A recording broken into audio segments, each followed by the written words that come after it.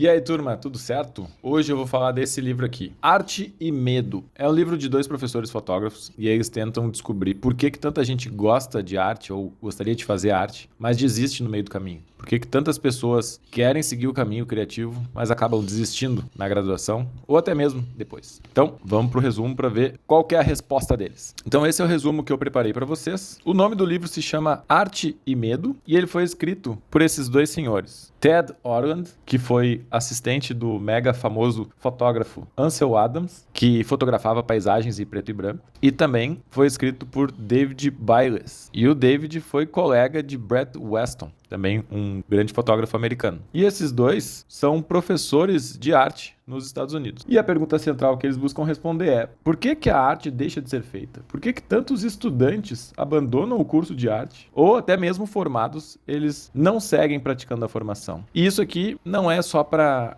a área da arte, eu acredito que para qualquer área criativa, eu como professor de design vejo muito isso, mas também na área da publicidade, na área do jornalismo, ou até mesmo na área da administração mais criativa, a gente acaba deixando a arte de lado. E por que isso acontece? Esse artista, Howard Ikemoto, que é professor de desenho lá na Califórnia, ele tem essa seguinte frase: quando minha filha tinha 7 anos, ela me perguntou certo dia, o que eu fazia no trabalho? Eu disse a ela que trabalhava na faculdade e que meu trabalho era ensinar as pessoas a desenhar, que é justamente o que eu faço lá na URGS como professor de desenho. E ela me olhou incrédula e disse: quer dizer que elas esquecem? Ou seja, as pessoas deixam de desenhar ou desaprendem a desenhar, porque é tão natural para uma criança saber desenhar. O que acontece nesse caminho? E eu adorei essa citação aqui, porque eu identifico muito em sala de aula. Inclusive, essa semana, o exercício de aula era desenhar o corredor do prédio da faculdade, e os alunos estavam totalmente travados. Como é que eu começo? Como é que eu tenho que fazer isso, professor? E muito envolve a percepção, a intuição. E eu tenho certeza que se fosse uma criança de 7, 6 anos, ela desenharia ali o corredor do jeito que ela acha que é certo e experimentaria muito mais. E faria isso muito mais rápido do que os adultos. Mas para tentar responder isso, né, por que as pessoas deixam de fazer arte, eles dividem o livro em duas partes. A primeira parte, eles falam sobre o fazer da arte. Então, o fazer da arte, ele trata com relação aos medos internos, medos de si mesmo e da autocobrança. Então esse aqui vai ser um trecho mais sobre o indivíduo. E a segunda parte fala mais sobre a arte e o mundo. Então, como que nós navegamos no contexto externo para criar o mundo acadêmico, a ciência, os conceitos e a voz humana. Então, aqui é o círculo social que faz julgar a arte, perceber a arte e manifestar a arte. Então, aqui é o coletivo. E um dos pontos principais também é a gente poder entender, desde o início, na página 18, eles falam que fazer arte e apreciar a arte são atividades distintas em essência. Muitas vezes, né, a gente se pega vendo uma obra de arte muito linda e a gente fica imaginando como é que foi o processo de construção. E às vezes o processo de construção não é tão romântico assim. Às vezes é muito árduo, é muito difícil e muito desgastante. E acaba saindo uma obra muito linda. E o contrário também. Então, apreciar a arte, ir até uma exposição, ver uma arte, é totalmente diferente do artista que projetou aquela arte, que pensou, que refletiu, que experimentou e criou aquela arte. E essas duas coisas são totalmente diferentes. Para exemplificar isso, eu trago a obra O Grito. E O Grito, vocês devem conhecer essa obra aqui, eu fiz uma analogia como se fosse um artista gritando. Ela é de 1893 e ela foi ilustrada por Munch. E não tem só ela, né? Tem depois cópias, versões e xilogravuras impressas. Mas uma das 4 versões originais foi vendida por 120 milhões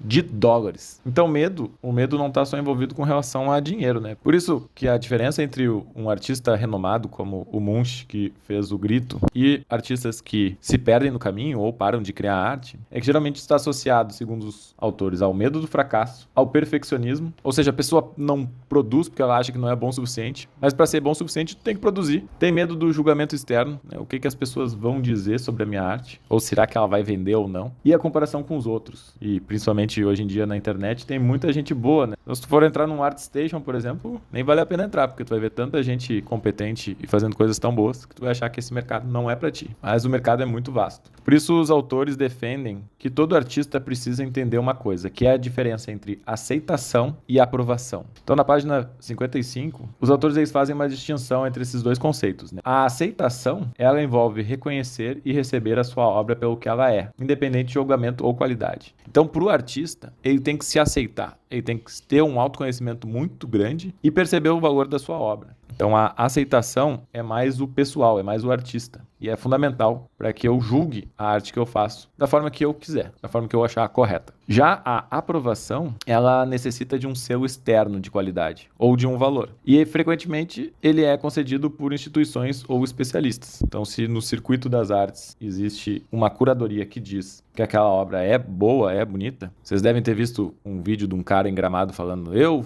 sou o primeiro a ter um quadro no Louvre. Então, isso é aprovação. Não significa que ele é melhor, mas significa que ele recebeu um julgamento dos pares, né, do circuito de arte, para poder estar expondo no Louvre. Lembrando que o Louvre tem várias galerias, né, várias seções. Então, depende muito, né, o que é essa aprovação. Mas, para exemplificar para vocês, eu trouxe o exemplo do Romero Brito. Vocês devem conhecer essas obras do Romero Brito, né? Esse aqui é o Abraço, uma das obras mais famosas dele. E ele é um artista brasileiro que fez muito sucesso nos Estados Unidos, principalmente porque ele foi descoberto por uma marca de vodka chamada Absolute. E a Absolute tinha uma campanha chamada Absolute Art, onde os artistas estampavam as embalagens das vodkas. E isso fez com que a arte do Romero Brito circulasse pelo mundo inteiro. Isso fez com que ele tivesse uma aprovação muito grande por várias pessoas, mas ao mesmo tempo ele teve uma aprovação pequena no circuito das artes, porque uma arte que circula demais e que é muito publicitária acaba perdendo seu valor. E hoje, Romero Brito, eu acredito que ele é muito mais um publicitário que vende a sua arte, porque ele vende super bem a sua arte e qualquer consultório médico, qualquer porcelana, qualquer jogo de cozinha, a gente vai ver a arte dele aplicada em vários lugares. E ele usa muito da estratégia da visualização mesmo, né, de apresentar a sua marca. Então aqui eu trouxe de propósito, né,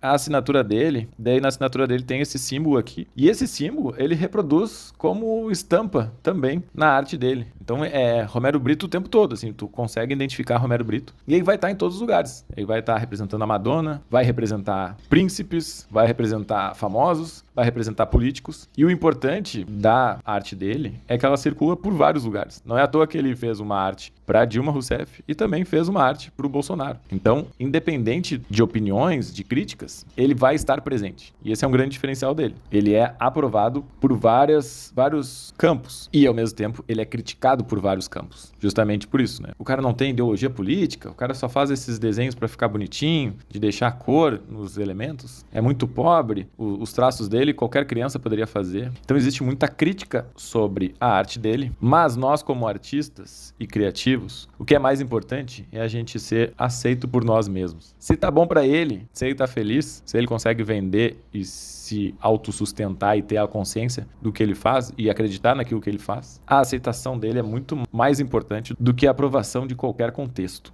E isso eles falam nessa parte 1. Então acredite em você, acredite na sua arte, aceite o seu processo, saiba que não vai ser perfeito, mas a primeira coisa é confiar em si mesmo, para não, a qualquer desafio que tiver, querer parar. E na segunda etapa aqui, eu acho essa segunda etapa aqui sensacional. Acho que é a parte mais importante do livro, porque a primeira parte fica meio parecendo um papo de coach, assim, né? Acredite em você mesmo, você pode, não desista, produza. Mas na segunda parte, eles tiram um pouco desse romantismo da arte e explicam, né, em vários contextos, na academia, na ciência, na voz humana, nos conceitos e no mercado. Então, o principal que precisa se entender nesse capítulo é o seguinte: o livro desmistifica a ideia romântica de que o artista é puro ou que ele cria apenas como uma expressão pessoal, sem considerar o mercado. Na realidade, a maioria dos artistas bem-sucedidos encontrou um equilíbrio entre a visão criativa e a demanda prática do mundo. E daí traz vários exemplos de artistas que parecem ter tido essa visão criativa muito bem feita, mas que eles tinham clientes por trás muito importantes. O principal que eu trago aqui, fiz uma arte aqui relacionando o Michelangelo pintando a Capela Sistina. Aqui tem a Capela Sistina sendo desenhada por ele. Então,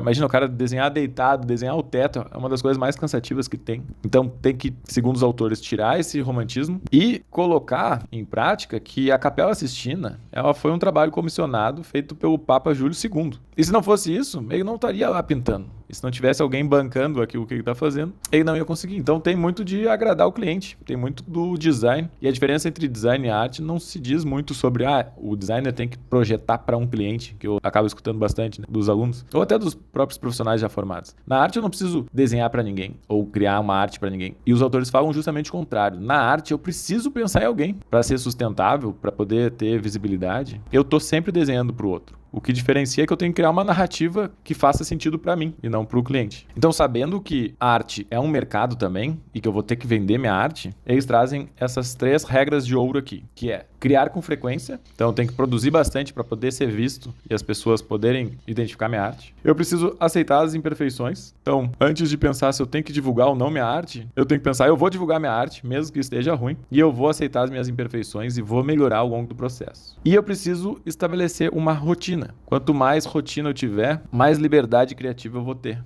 Porque daí eu vou conseguir usar isso como foco. E muitos artistas não fazem um quadro bom de primeira. Eles fazem 50 quadros e os 50 quadros são exatamente iguais, com o mesmo tema, com as mesmas cores. Mas eles estão só repetindo para ter cada vez mais confiança, cada vez mais rotina, para daí conseguir qualificar ainda mais no final a sua arte. Eu trouxe uma analogia aqui com o Basquiat, fiz a coroinha do Basquiat e coloquei aqui a tag que ele fazia em Nova York, que era o S, o A, o M e o O, que é um anacrônimo para Same Old Shit, ou seja, tudo que eu tô fazendo aqui é sempre a mesma porcaria, ou tudo que eu vejo é sempre a mesma porcaria. Mas fazendo isso, ele acabou tendo muito sucesso e circulando bastante a arte dele. Com relação ao mundo acadêmico também, tem uma parte bem bacana desse livro, que é os palestrantes ou professores de arte. Ele fala sobre o dilema entre o professor que é professor de arte, mas não faz arte. E não tem tempo para fazer arte, porque ele só ensina sobre arte. E eles fazem uma crítica bem grande com relação a isso, porque no final das contas, o professor de arte, ele só faz crítica à arte, mas ele não produz nada.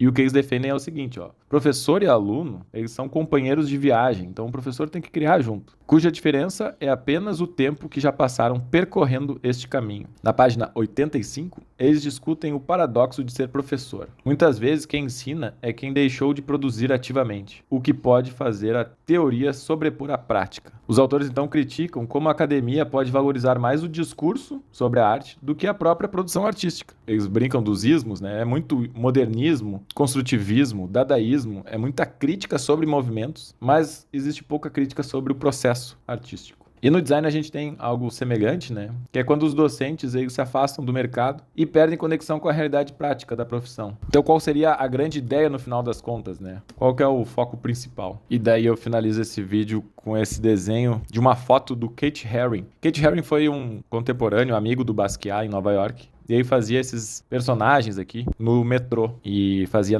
em cima das propagandas, em cima das publicidades. E aí fazia tanto e fazia pela cidade inteira e todo mundo reconhecia aquele grafismo e começou a cada vez ter mais destaque sobre aquilo que ele fazia. Qual que é a moral da história aqui? Produza e circule ao máximo a sua arte. E como a gente vive num século digital, né? A parte de circular a arte, ela é muito mais fácil. Então, cria um Instagram, cria um portfólio, cria um Behance, apresente seus trabalhos para galerias de arte, tente circular bastante a sua arte. Mas para a arte poder ser circulada, a gente tem que produzir o máximo possível também, né? Então, produza bastante, sem medo de errar, sem medo de julgamento. Aceite a sua arte, aceite as imperfeições e não deixe de circular essa arte, mesmo que ela seja ruim. Porque é no processo que a gente vai evoluindo, até que uma hora a gente tem a nossa própria linguagem, o nosso próprio estilo, e as pessoas começam a não só aceitar a nossa arte, como aprovar a nossa arte. Mas o mais importante é a gente aceitar aquilo que a gente faz. Então, esse aqui é o resumo do livro. E se vocês quiserem, me mandem uma mensagem aqui que eu mando o PDF. Todos esses resumos eu faço em tamanho A3, então é fácil de imprimir, fazer uma cópia colorida. E se vocês gostaram desse vídeo sobre arte, me avisem, que eu tenho muito interesse em fazer resumos sobre arte, criatividade, manifestação artística e processo criativo. Certo, turma? Nos vemos no próximo vídeo. Um abraço!